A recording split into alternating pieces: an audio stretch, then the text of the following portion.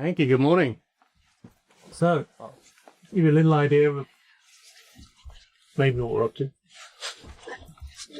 So, this one.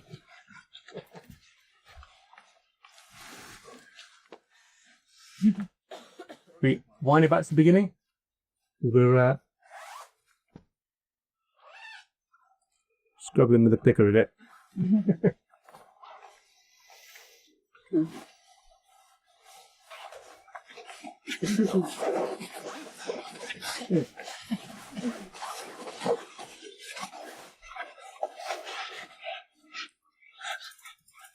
We get there eventually. It may just become an hour talk instead of 40 minutes. Okay.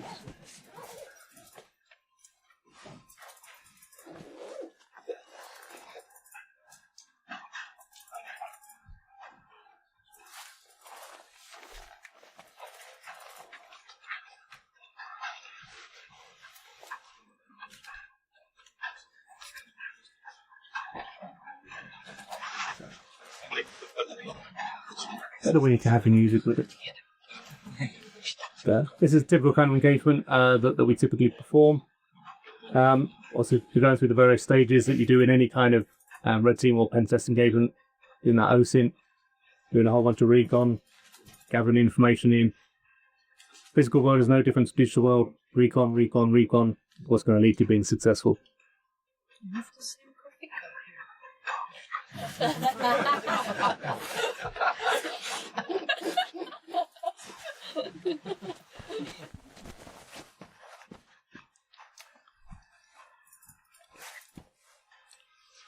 Obviously, don't fly drones in Prague.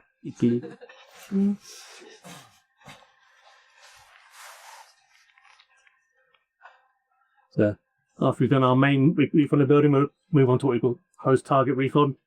Actually try and get in the building, find out as much more information as we can once we're in there.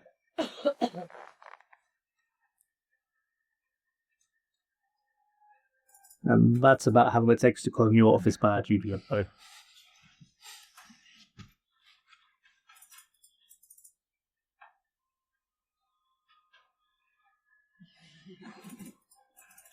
Vital piece of kit.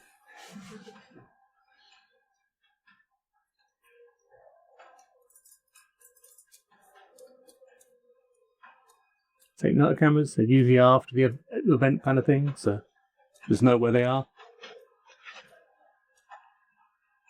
So, you know, to bypass alarm sensors is always good. Nobody likes big loud sirens going off in the middle of a job.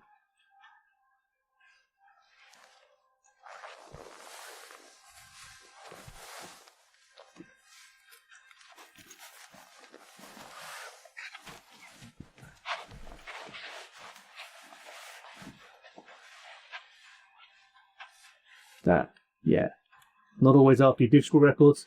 Got stuff on paper. The advantage of going in physically means that we can get hold of those as well.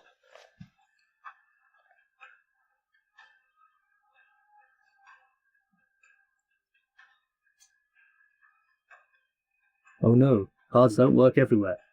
Go figure.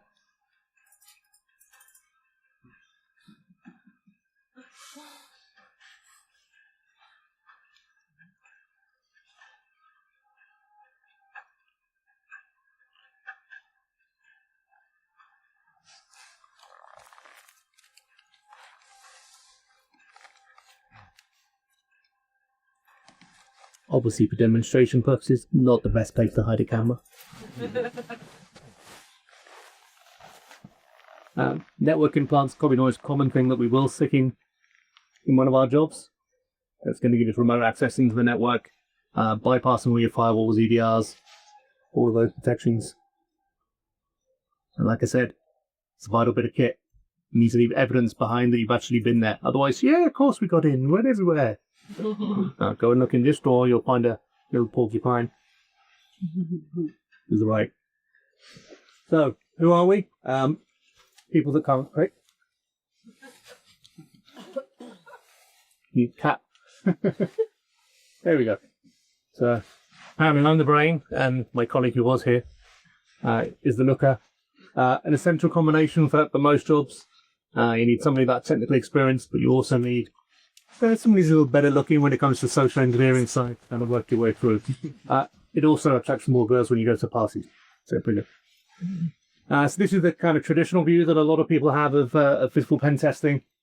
And I see somebody distracted by their phone, sneak in behind them, block the sensor that stops the gate from closing, and tailgate your way in. It's rarely that easy. Let's introduce you to our door for the day. Anybody recognise it? It is from a multinational company here based in Prague. No, nobody there. No kickback. So we have a mantra. To bypass the door, you must first to come the door. Very zen. So method number one we're going to do. What do we highlight? Use a key. That's the way to get to a locked door, right? But what if you don't have the key? Well, you could steal it. Borderline. What you might be able to do is get a photograph of it, if somebody else has got it. You can get a photograph of a key, and it doesn't have to be that good a quality.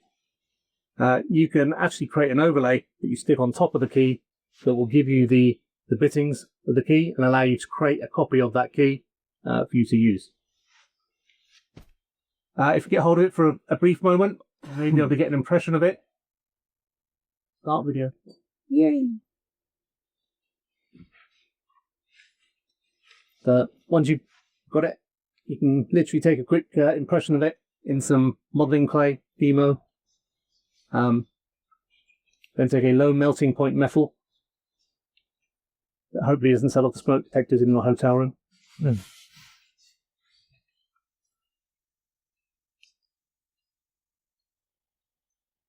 And excuse the Italian director.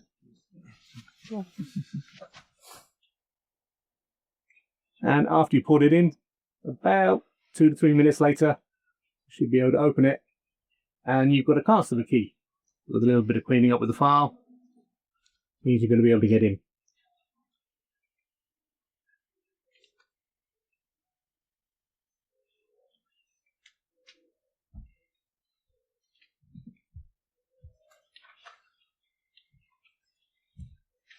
That key's probably good for 10 to 20 uses before it's going to break. You can see. A lot of people say, oh no, that's okay, we've got uncopyable keys. We work for a bank, we've got level 5 keys that you can't copy and you can't get blanks of. No, but if you've got 12,000 euros, you can buy one of these machines and you can make blanks for it. Method number 2 to get into our server room door. You can pick the lock. You call it a foundational skill in physical pen testing world, but the reality is that the video doesn't stop. But when it does, does this look suspicious to anyone? Perfectly legit, right? It also can be quite time consuming. It can be quite noisy. You lose all your progress if you suddenly have to pull it out because you hear somebody coming around the corner. Picking locks is probably not quite the last, but almost the last option we're going to take to actually get in. It can be this easy. The standards for locks are all geared around a burglar coming in, so how long it's going to take you to smash open the lock with a hammer or a chisel or a crowbar. There are actually no measurements for the ability to pick a lock. Alternatively, you find a lot of places where you have these knobs on the other side of the door. And that basically means that this whole second half of the lock is empty. There's no pins in there at all. So if you can just reach past all the pins in the first bit, you can actually manipulate the middle of the lock. And they charge you more for this because, you know, it's a... Yeah, go figure. So with a bent bit of wire, just reach past them.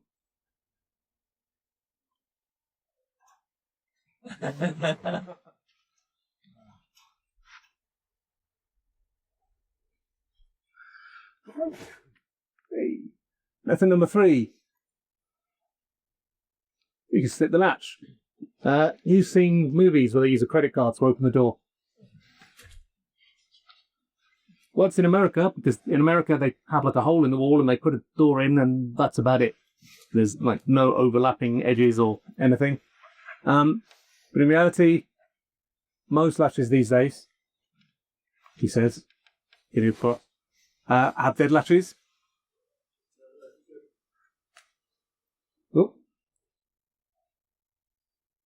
Even about it. So that little plunger, when it's pushed in, means that the latch itself shouldn't go in. So if your doors are fitted correctly, you shouldn't be able to void the latch. You shouldn't be able to fit it in. Most doors don't get fitted correctly, and over time they walk and stuff. And like you might be able to lean on a door and get that plunger to push out into the hole. Gives you plenty of options to look at.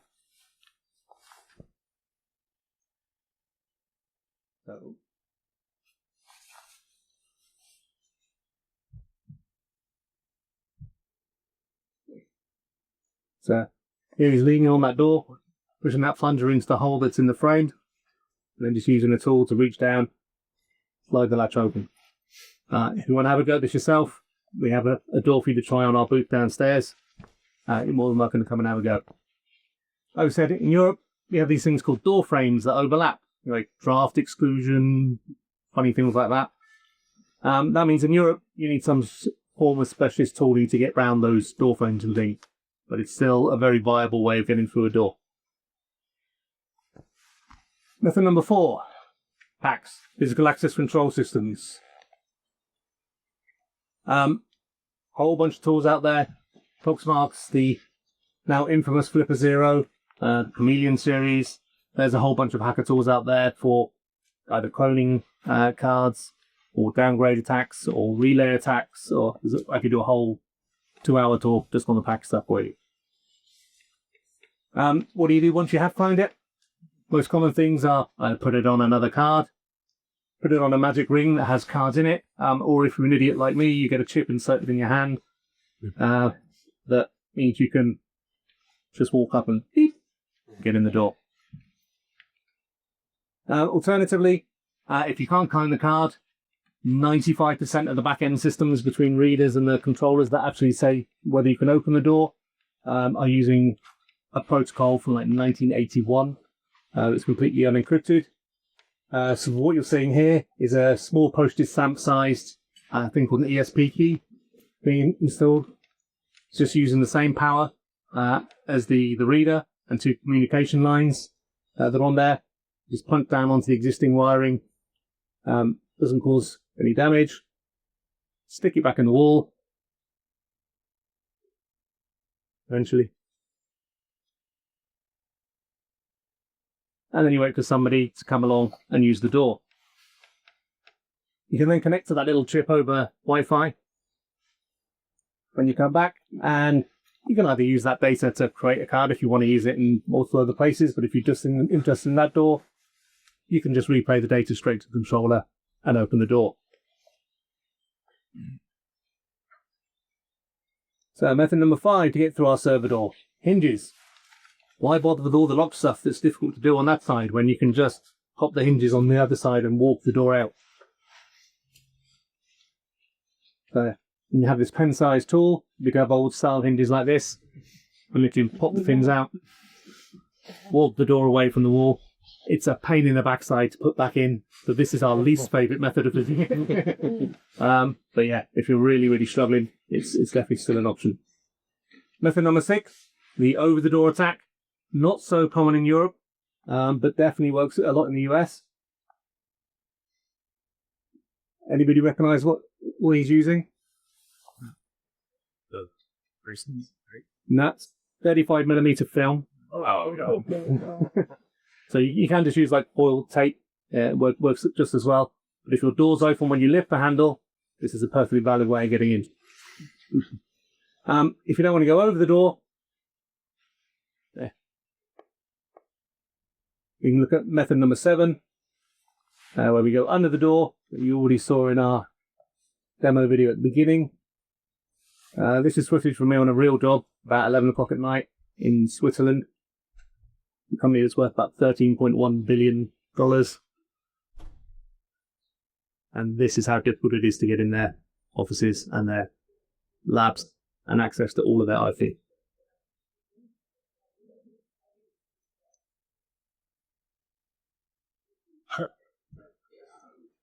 So if you were on the other side of that door, it would look something like this.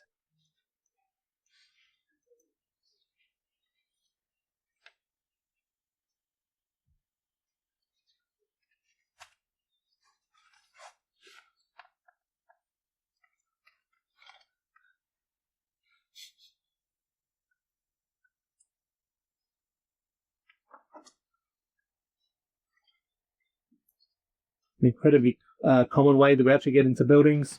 In fact, it's so common that you will find this exact tool in hotel catalogs, so that when people like mess up the locks on their hotel doors, this is how they actually get in hotels as well. Look at number 8, the pencil or the glue stick attack.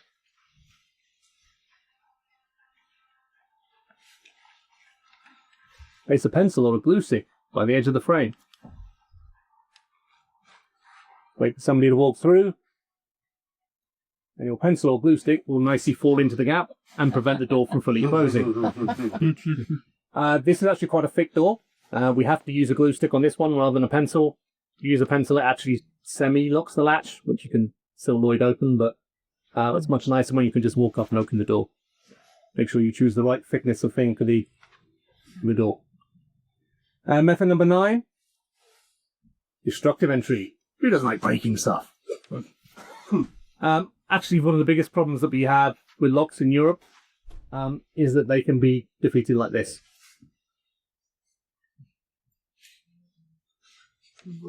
So the Euro cylinder style of lock as it is, see the little hole where the screw goes through? That actually fixes it to your door. And that doesn't leave you a huge amount of metal either side of that screw. Slow-mo action.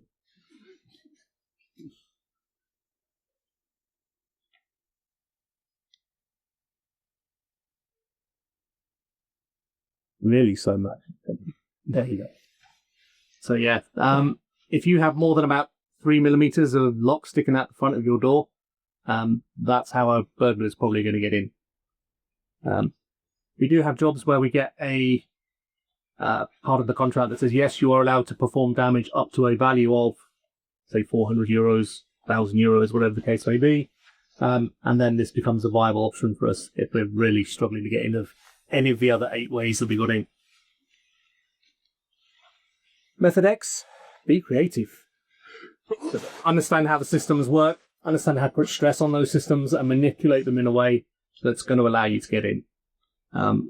Very surprising number of ways that you can figure out to get through a door that aren't typically common. What's even more surprising is how many of them involve a bent piece of wire. But we have other types of doors other than our server door. So if we look at typical double doors, you have a tool for that, called the double door tool. Just reach through and push on the crash bars on the other side. Anybody want a Tesla? So even though these glass doors are locked, the inside of the lock has a thumb turn on it. So this is what's known as the J tool. You can reach through a gap in the door and use the thumb turn on the inside to open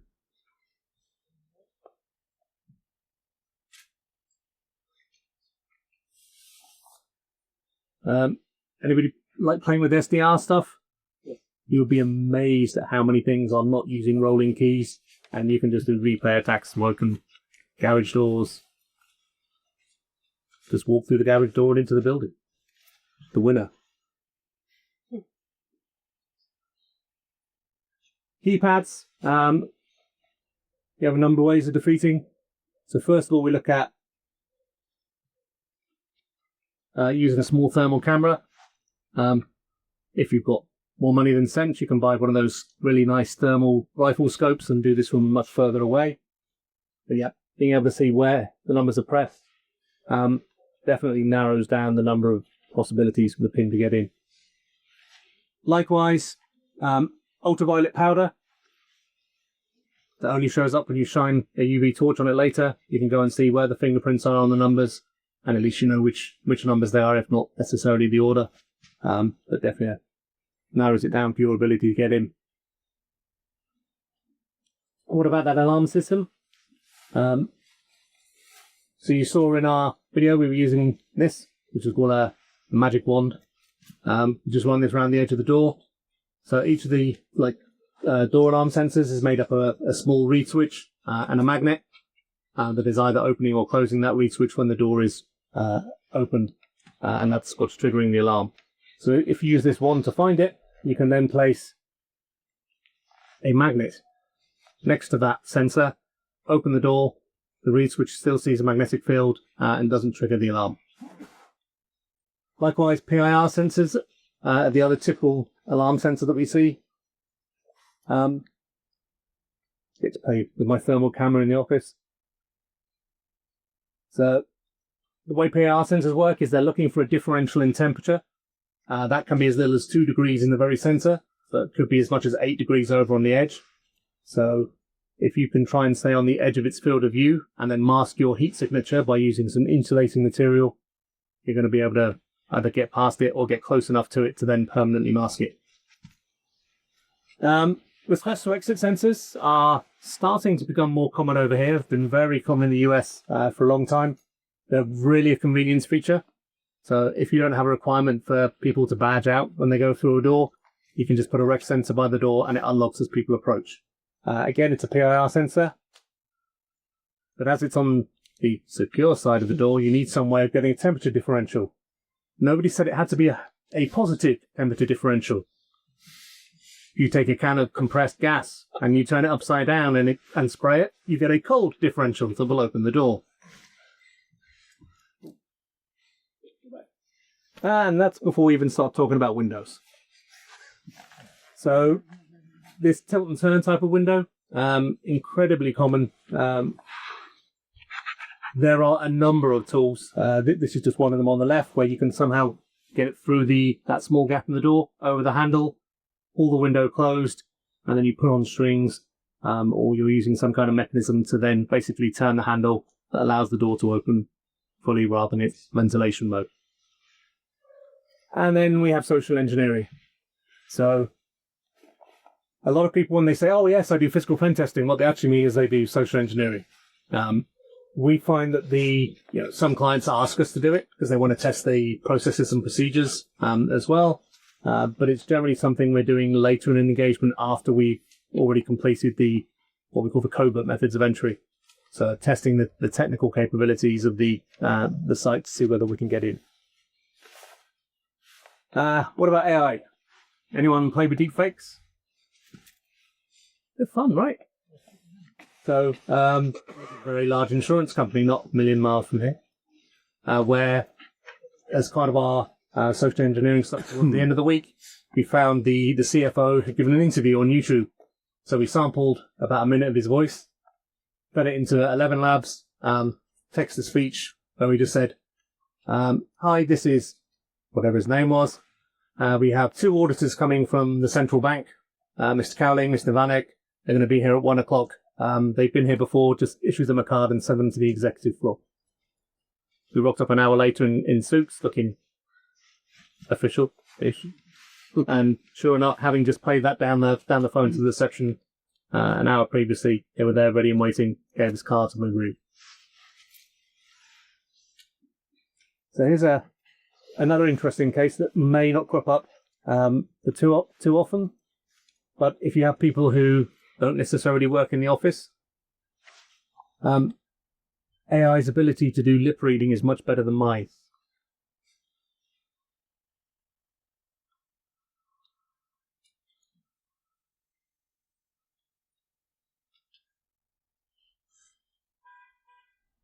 This video is about 3 years old, but probably improved even more by now.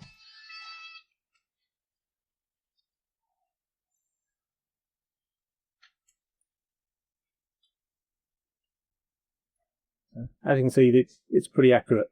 It's like Q4, and the letter Q4 is still going to be pretty close. So we do see a lot of AI coming in place in CCTV cameras for detecting us. But we actually just ran our expert training course for the first time last week in Vienna. And it was quite surprising the number of ways that you can actually bypass the AI for the CCTV cameras.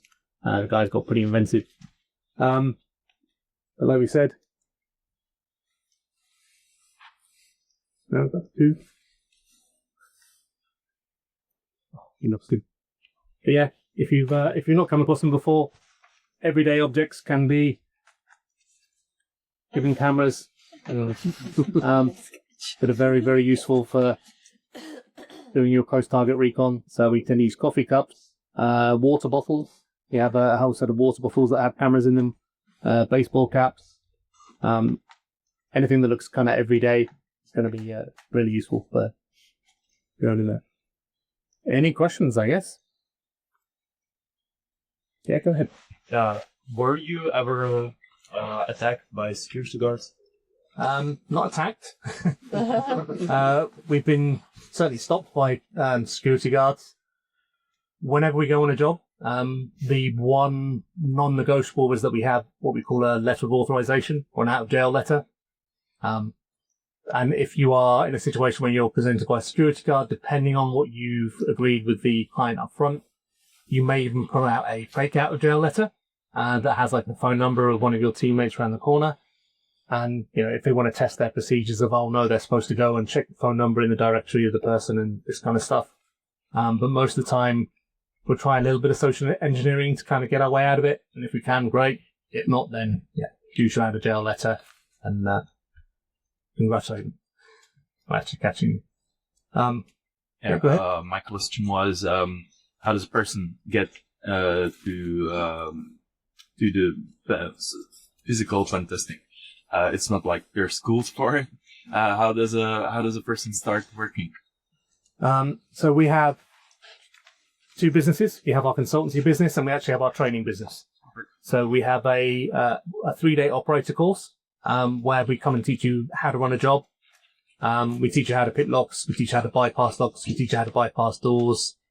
We teach you a little bit of the physical social engineering rather than like the stuff you're going to use in phishing emails, etc. And then we have our expert course where we do the bypassing CCTV cameras, bypassing alarms, alert surveillance photography, a whole bunch of physical access security training in there. And then we top that off with a 2-day exercise where you actually go and get to break into a building and put it all to the test. How big is the ask on the market for these kind of services and the competition? Sure. So in Europe, there's not a lot of competition. The demand is definitely growing. It's huge in the US, and it's starting to make its way over here. Give you an idea, between now and the end of May, I have 1.5 weeks where I'm not on a job. Yep. How often you run into sites when they have like proper RFID, so it's not clonable that easily? Generally when we've gone back to a place. So we go, we break in the first time, we tell you need to upgrade your pack system, and then they upgrade the pack system, we go back and go. Yeah. But yeah, like we said, you saw there's so many different ways that we can get in before we even start thinking about social engineering and stuff. So if PAX isn't an option for us, then yeah, we just have to work around that. Yep. Does company, after your penetration testing, apply this some fixes about how to manage this collaborator people? So next time you have harder task to come and explore. Yeah, that's pretty typical. So when clients are coming to us, they're generally coming to us for one of 3 reasons. One is a compliance thing. So NIS2, DORA, these things that are starting to come through, it's starting to appear on people's radar more and more that they need to have a physical element to their testing. Secondly, they're looking to get budget for something. They know that their PAC system is outdated and they need proof to go to the board and say, yeah, give us the money to actually upgrade it. Or it's one of those things they're more worried about the other threats like corporate espionage. There's actually like a 42% increase in attacks on executives 60% increase in activism, causing damage to people's properties, things like this. So there's a whole ream of reasons behind sort of the non-compliance, and they're trying to get budget stuff. But it's all on the increase, unfortunately. A lot of limb. Yeah. Is the failure rate for you? Or do you... Good question. Trying to think. I think we've had one job in the last 3 years where we've not been successful. So, yeah. And that was a site that we've been to several times before. And they'd improved stuff to a point, yeah, we were really struggling to get in. Yeah, do you often use AI for phishing, for example, for social engineering in this game to done? And if yes, do you find it effective? Or not? Yes, we've used it a few times. Typically when we get to the looks at that social engineering stuff, but it tends to be like the voice deep fakes rather than phishing. Yeah. So yeah, it's you want to, in that case we're kind of targeting the easiest targets, because the receptionist is designed, their whole role is designed to be helpful. So if you can use AI to manipulate them into allowing you access, then yeah, it's a very effective. Do you use it to hack the voice of an employee, or to hack the voice like foreign language or that stuff? We haven't done foreign languages yet, but I've got a job in Italy next week, so we'll see.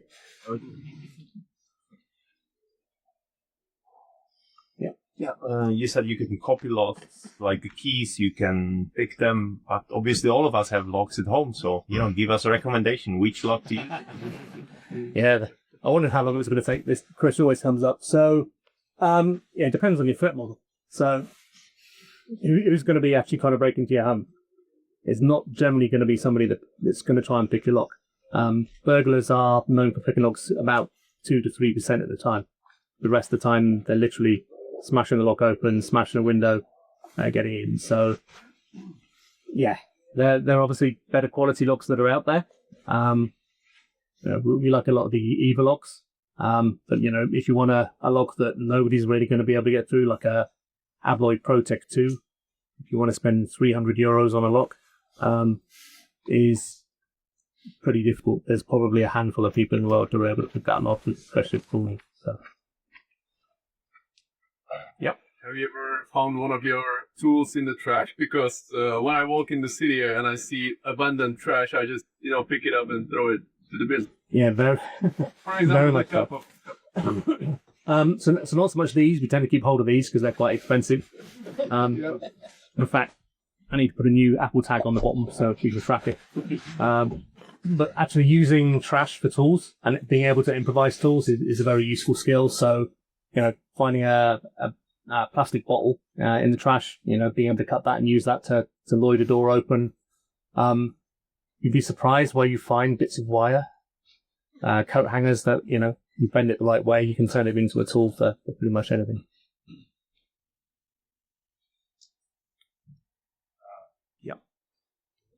I'm just wondering, when you're doing the lock picking, why not just simply have a tool bag and a yellow vest? I mean, when I used to work in telecom, and when I go on site, almost I wouldn't even show my ID. They just give me what? Yeah, works less and less, surprisingly. It used to be the case, certainly a number of years ago, that yellow vest or walking in with a ladder, just going to get you in every time. But yeah, there's people that are kind of cottoning on to that one. I'm here to inspect your fire extinguishers is the other one that kind of worked really well. But yeah, like we said, you're always going to be able to get past a human being. So, just doing that and saying, look, we got in, provides less value to a client than going in and saying, look, we've managed to bypass these technical measures, and then also we were then able to social engineer people as well. So that's why we tend to split it in terms of do your covert entry work first, and then you still got time to do social engineering stuff at the end. What time do you usually do the entry, like working hours or after work? So it depends on the situation. I prefer to do it when nobody else is there. because they'll be able to come and start asking questions, particularly if you're doing it in a foreign country, which we work all over Europe. So, I speak 5 languages, but not all of them, and not all of them that well. But it's going to really depend on the situation. Sometimes, if there's a really good alarm system that's in there, it makes more sense for you to kind of go in at a time where, okay, some of the people are leaving and maybe the cleaners are going in, so there's less people, but the alarms haven't been switched on yet. That kind of thing. So, it really comes down to a side-by-side basis as to when you want to go in. Is it difficult to buy these different physical gadgets? Not at all. Most of them are available from a number of places online, like locally in Czech Republic. Locktools.cz has a full range of stuff on there. Covert Instruments is a very famous one in the States that has seen quite nice tools. You can pick them up in lots of places or making yourself. A lot of them tend to get quite pricey, so sometimes making yourself is a better option.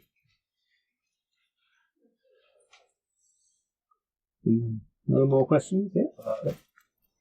Ladies first. Maybe was there ever a door or lock or some place where you really could not get in? We have had a couple of times, but we've got there and there's been a door, and it tends not to be like, oh look, they put like this really expensive lock on. It's like it's a really old Fab 50 that's so tough and stuff that you just actually can't make it work. So that tends to be a bigger problem than it's a high security lock. Because if it's a high security lock and you've got 10 other ways to get through the door, then you just pick one of the other 10.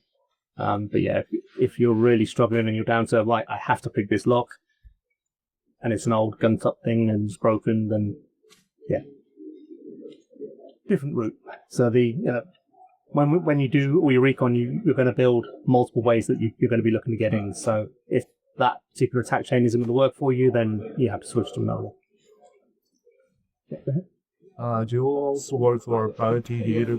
Not only the company, but meet people asking to take their AI. So tends to be executives of people that we've done stuff for on their company.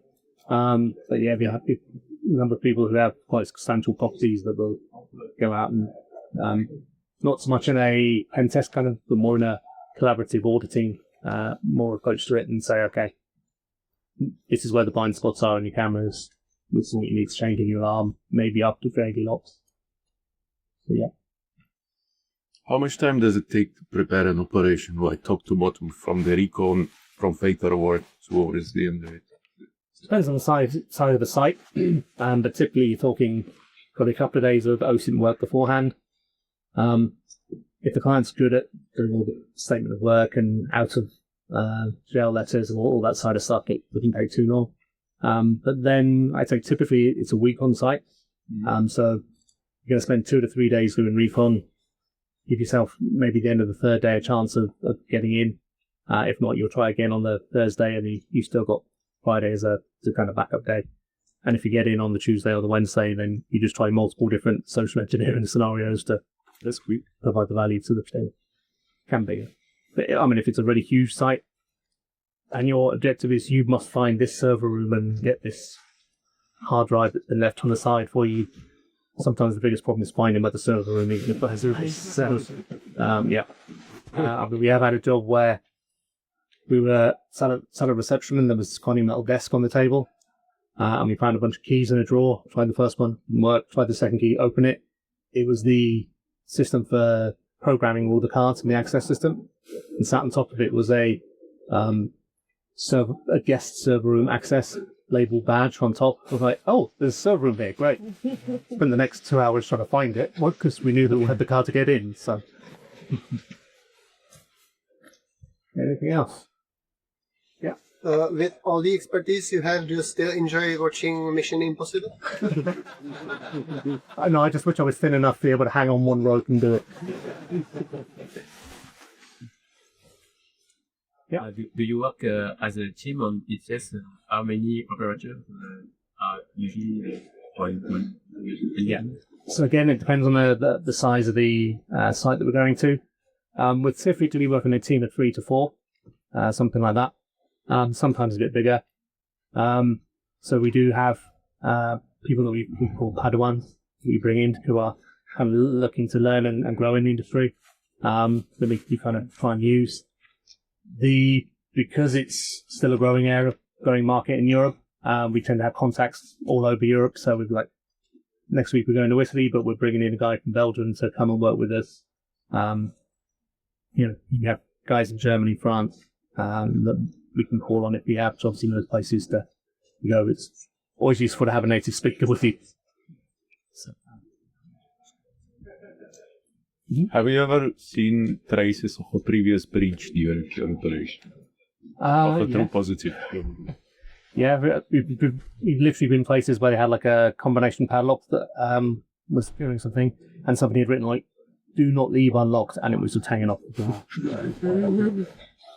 Yeah, sometimes it's silly stuff. A lot of the time, it's the way you're going to get in as well is not even somebody deliberately breaching the security, but like needing the convenience. So smokers popping the door open so they can get back in easier, things like that. Yes. Yeah, go ahead. If you have like something like destroy, but then they go over the budget, are you paying it from your pocket or? I wouldn't know. We've never done it. I mean, to us, I think of all the times that we have had that opportunity to do something productive, it's maybe 10% of the time that we're actually using it, and so it's pretty rare that we actually get around to doing something disruptive. Try to get companies that need to be somebody else, like construction worker or something like that. Oh, yeah. What's your favorite role to play? My favourite role to play is the guy controlling everybody else with the phone back in the hotel room. But if I have to do the social engineering stuff, then it tends to be the IT worker. You've got the T-shirt on of the supplier from that company. Purely because that's my background. I come from doing cyber red teaming originally, so you're always going to be more comfortable when you've got that background knowledge. And if somebody comes and starts questioning you, you're going to be able to talk about something. Which is why when you're building a team, it's useful to bring in people with different backgrounds to help supplement that. Yep. Which implant do you have? All homemade. So we generally have 2 implants that we deploy. One is a OpenWRT based. We tend to use more as a kind of a SOX gateway in there. But we can probably use that more for if we're interested in what we're getting out of keyloggers. So we'll price it somewhere where it can be within Wi-Fi range of kind of 3 or 4 keyloggers, and then we just connect to it to extract the data from them. And then we have a much more comprehensive one that's Raspberry Pi based that sits there as a bump in the wire type approach, sniffing everything that's going on.